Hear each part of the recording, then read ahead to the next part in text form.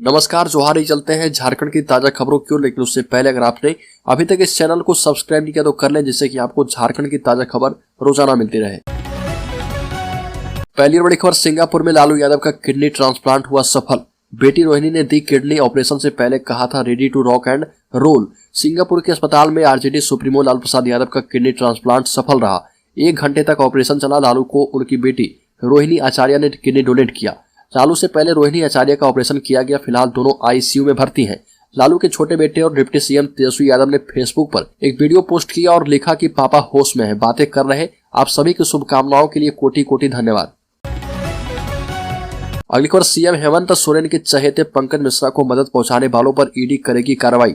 Jail प्रशासन पर भी उठाया है सवाल। आपको बता दें कि मुख्यमंत्री के बरहेट विधानसभा क्षेत्र के विधायक प्रतिनिधि पंकज मिश्रा को रिम्स में मदद पहुंचाने वालों के खिलाफ ईडी कार्रवाई करेगी। इस प्रकरण में रिम्स जेल प्रशासन और रांची पुलिस की कार्यप्रणाली संदेह के घेरे में है। पंकज मिश्रा को रिम्स से डिस्चार्ज किए जाने संबंधित जानकारी ईडी ने ले ली है।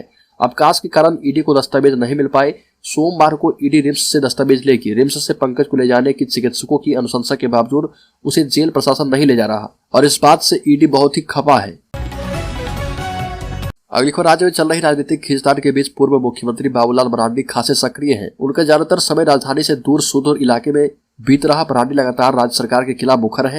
वो ज्वलंत मुद्दों पर सरकार को घेरने का कोई मौका नहीं चूकते। अब बाबूलाल मरांडी ने दावा किया है कि राज्य में भ्रष्टाचार चरम पर है। ईडी जो जांच कर रही वो 25% है। बाबूलाल मरांडी ने कहा कि सत्ता पक्ष में बैठे लोग उनसे डरते हैं, इसलिए किसी भी कीमत पर उन्हें नेता प्रतिपक्ष का दर्जा नहीं दिया जा रहा।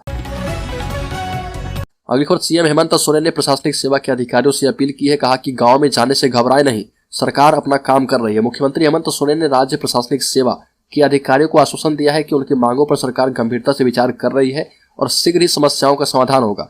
दूर दराज के प्रखंडों और जिलों में आधारभूत संरचना को राज्य सरकार मजबूत कर रही है ताकि अधिकारियों को वहां पर रहने में कोई परेशानी ना हो। बच्चों की पढ़ाई के लिए कॉन्वेंट मॉडल की तर्ज पर स्कूल खोले जा रहे हैं और गाँव में जाकर अफसर इसे जरूर चेक करें। अगली खबर, आजसू पार्टी के सुप्रीमो और सूबे के पूर्व उप मुख्यमंत्री सुदेश महतो जेएम नीत राज्य सरकार पर जमकर बरसे और सरकार को कोसते हुए कहा कि मौजूदा सरकार गैर जिम्मेदार है। हेमंत सोरेन ने अपना कोई भी चुनावी वादा पूरा नहीं किया है। लोगों को रोजगार नहीं मिला है, सिर्फ भाषणबाजी मिली है। पार्टी महिलाओं को हक दिलाने की दिशा में पहले से ही काम कर रही है। सुदेश महतो ने कहा कि इसका नतीजा है कि त्रिस्तरीय पंचायत चुनाव में 57% महिलाएं जीतकर आ चुकी है। अगली खबर, मूलवासी सदान मोर्चा ने निकाला जुलूस। बिना कोई देर किए पिछड़ी जातियों का सर्वेक्षण कराए जाने की मांग राज्य सरकार से की गई।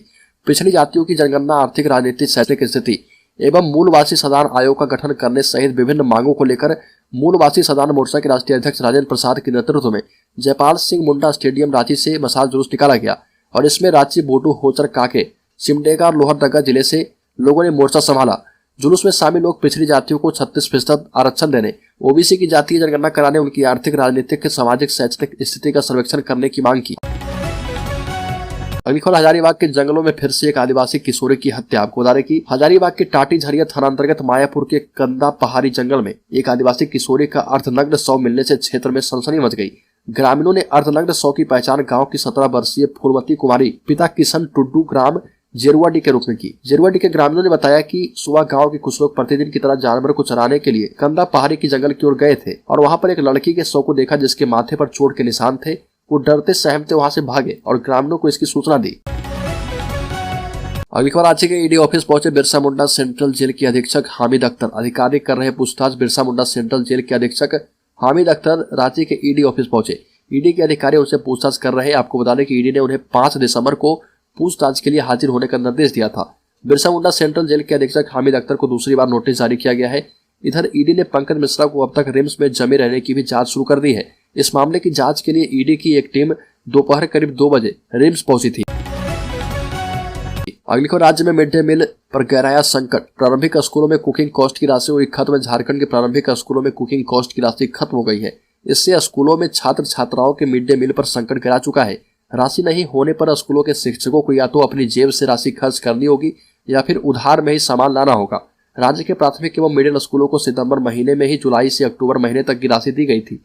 अक्टूबर में ये राशि खत्म हो गई है। पूरक पोषाहार अंडा के लिए नवंबर तक राशि थी। इस राशि से ही मिड डे मील के कुकिंग कॉस्ट के खर्चे का वहन किया गया। अब राशि खत्म हो चुकी है और स्कूल के शिक्षक अपने अपने पॉकेट से सब्जी एवं दाल, तेल, मसाला ला रहे हैं। आगे फिर राज्य के कोयला मजदूर दिखाएंगे ताकत, 9 दिसंबर को होगा विशाल प्रोटेस्ट। कोयला उद्योग में 11वां वेतन समझौते की मांग को लेकर अब तक कोल इंडिया प्रबंधन की ओर से जेबीसीसीआई सदस्यों के बीच 7 बार बैठक हो चुकी है, लेकिन हर बार प्रबंधन वेतन समझौते पर आनाकानी कर रहा, जिसके बाद शीर्ष ट्रेड यूनियन नेताओं के आह्वान पर पूरे कोल इंडिया स्तर पर 9 दिसंबर को विशाल प्रोटेस्ट का आह्वान किया गया है, जिसके तहत सीसीएल एनके एरिया में भी 9 दिसंबर को संयुक्त मोर्चा के नेतृत्व में कोयला मजदूर विरोध प्रदर्शन के माध्यम से कोल इंडिया प्रबंधन को अपनी ताकत दिखाएंगे। आगे खबर, जेल जाने को तैयार नहीं खनन घोटाले का आरोपी पंकज मिश्रा, अब लाई जाएगी सीआरपीएफ।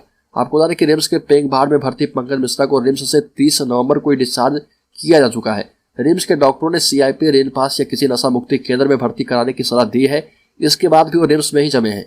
30 नवंबर को ही पुलिस की टीम पंकज मिश्रा को लेने गई थी, पर पंकज मिश्रा ने जाने से इनकार कर दिया। टीम में एक सब इंस्पेक्टर, 8 सिपाही और 2 हवलदार थे। अब ये तय किया गया कि सीआरपीएफ की मदद ली जाएगी और संभवतः उन्हें सीआईपी में भर्ती किया जाएगा। अगली खबर, झारखंड के लोहरदगा में पत्नी ने जुआ खेलने से किया मना तो पति ने मार दी गोली। झारखंड के लोहरदगा में एक व्यक्ति ने अपनी पत्नी की गोली मारकर हत्या कर दी। पत्नी उसे जुआ खेलने से बार बार मना करती थी, जिसकी वजह से घर में आर्थिक तंगी आ गई थी। वारदात के बाद आरोपी पुलिस को गुमराह करने की कोशिश करता रहा। जब पुलिस ने सख्ती से पूछताछ की तो उसने वारदात कबूल कर ली। पुलिस के मुताबिक आरोपी प्रमोद प्रसाद अपनी पत्नी उज्जवल को 3 गोलियां मारकर घर से फरार हो गया था। इसके बाद जब परिजन महिला को लेकर अस्पताल पहुंचे तो डॉक्टरों ने उसे मृत घोषित कर दिया। अगली खबर, 8 लाख मीट्रिक टन धान खरीद का लक्ष्य, हजारों किसानों को एमएसपी पर बोनस का तोहफा दिया जाएगा। झारखंड में इस बार सरकार की ओर से धान खरीद का कार्य 15 दिसंबर से शुरू हो रहा। हेमंत सोरेन सरकार ने इस बार एक बड़ा फैसला किया है कि सूखा पीड़ित किसानों को धान की खरीद पर न्यूनतम समर्थन मूल्य के अलावा प्रति क्विंटल 10 रुपये बोनस के तौर पर दिया जाएगा। राज्य सरकार ने यह व्यवस्था साल 2022-23 के लिए किया है। हेमंत सरकार ने कैबिनेट मीटिंग में फैसला किया। इस फैसले से राज्य के हजारों किसानों को फायदा मिलने वाला है। अगली खबर, गैंग्स ऑफ वासेपुर की अभिनेता के घर पर पड़ी रेड, धोखाधड़ी से जुड़ा है मामला। आपको बता दें कि गैंग्स ऑफ वासेपुर फेम अभिनेता और कहानी के लेखक जिशान कादरी मुश्किलों में घिरते नजर आ रहे। धोखाधड़ी के एक केस में पुलिस ने जिशान कादरी के ठिकानों पर दबिश दिया, हालांकि जिशान अपने घर पर नहीं मिले। मामला वेब सीरीज की शूटिंग के लिए होटल बुक कराने और पैसों का भुगतान नहीं करने से जुड़ा है। मिली जानकारी के मुताबिक रांची के होटल मालिक से 29 लाख की ठगी के मामले में रांची पुलिस के बासेपुर कमर मखदूमू रोड स्थित गैंग्स ऑफ वासेपुर फिल्म के लेखक और अभिनेता जिशान कादरी के घर पहुंची। जिशान नहीं मिले। बाद में पुलिस ने जिशान के परिजन को नोटिस देकर जवाब तलब किया है। अगली खबर, झारखंड के मुख्यमंत्री हेमंत सोरेन ने राज्य की नौकरशाही में सुधार का आह्वान किया।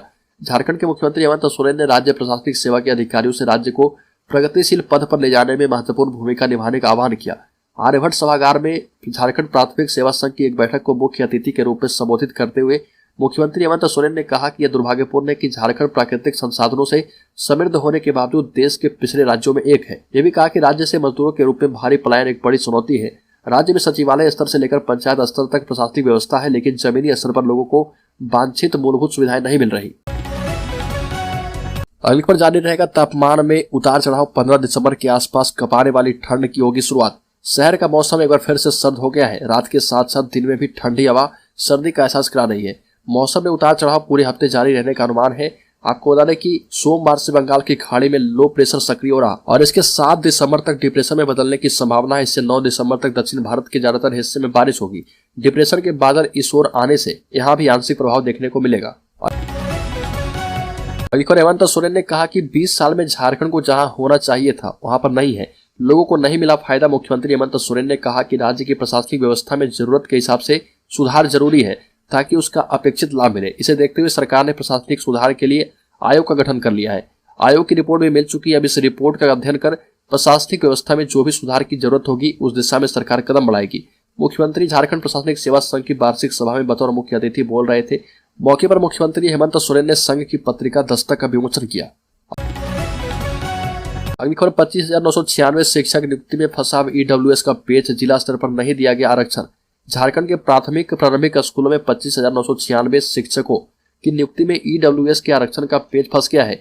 वर्तमान में झारखंड में राज्य स्तर के पदों पर ही आर्थिक रूप से कमजोर वर्ग के लिए आरक्षण की व्यवस्था है। शिक्षकों की नियुक्ति जिला स्तरीय पदों पर होनी है। ऐसे में नियुक्ति का विज्ञापन निकला तो आर्थिक रूप से कमजोर वर्गों के अभ्यर्थी सबसे अधिक वंचित हो सकते हैं।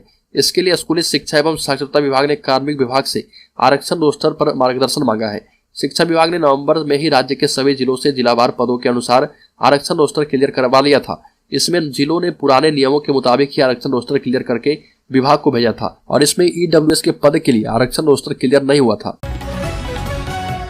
अगली खबर झारखंड में बंगाल और ओडिशा से हो रहा अवैध शराब का आगमन, शासन नहीं कर रहा कार्रवाई, सड़कों पर निगरानी ना के बराबर है। आपको बता दें कि झारखंड से सटे राज्य बंगाल और ओडिशा में शराब अपेक्षाकृत सस्ती है। प्रचलित ब्रांड की कीमत दोनों राज्यों में झारखंड के मुकाबले कम है। दोनों राज्यों से यहाँ पर अवैध शराब आ रही है। इसके अलावा राज्य में पसंदीदा ब्रांड नहीं मिलती, दुकानों में पूरी तरह से डिस्प्ले भी नहीं हो पाता। राज्य में शराब वितरण और संचालन में लगी कंपनियों ने अपनी पीड़ा से मुख्यमंत्री हेमंत सोरेन को पत्र लिखकर अवगत करवा दिया है। अगली खबर मनी लॉन्ड्रिंग मामले में आरोपी वकील राजीव कुमार ने सुरक्षा की मांग की और आशंका जताई कि उनकी हत्या की जा सकती है। झारखंड के डीजीपी और ईडी को मेल भेजकर उन्होंने सुरक्षा की मांग करते हुए जान का खतरा बताया। सुरक्षा के लिए भेजे गए ईमेल में उन्होंने लिखा कि अगर उनकी हत्या की जाती है या परिवार के किसी भी व्यक्ति को नुकसान पहुंचता है तो इसके लिए झारखंड के मुख्यमंत्री हेमंत सोरेन, पंकज मिश्रा, प्रेम प्रकाश और अमित अग्रवाल ही जिम्मेदार होंगे। सूत्रों के मुताबिक वह जमानत में रिहा होने के बाद से ही अपनी सुरक्षा को लेकर लंबे समय से चिंतित थे और उन्होंने यह भी दावा किया कि उन्हें लंबे समय से धमकियां मिल रही है। वकील राजीव कुमार ने आरोप लगाया कि मनी लॉन्ड्रिंग केस के दौरान उनका बॉडीगार्ड छीन लिया गया था। अगली खबर सांसद अन्नपूर्णा देवी से मिलकर अपनी समस्याओं से अवगत करवाया। आपको बता दें कि कोडरमा में मोरियाबा में सैकड़ों की संख्या में ग्रामीणों ने मंत्री से कहा कि अंडरपास पुल बनाएं, कैसे खेत जाएंगे हम।